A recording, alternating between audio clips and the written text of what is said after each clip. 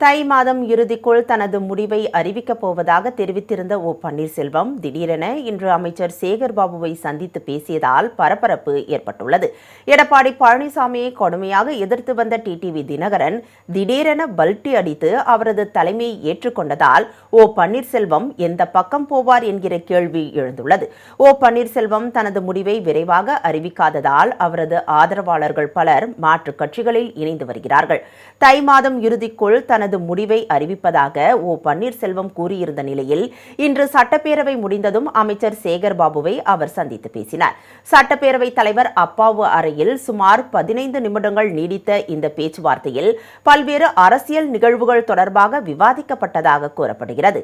எடப்பாடி பழனிசாமி நிறுத்தும் வேட்பாளர்களுக்கு எதிராக பன்னீர்செல்வம் தனது வேட்பாளர்களை நிறுத்த உள்ளதாகவும் அதிமுக வேட்பாளர்களுக்கு எதிராக பிரச்சாரம் செய்ய இருப்பதாகவும் தகவல்கள் வெளியாகியிருக்கின்றன.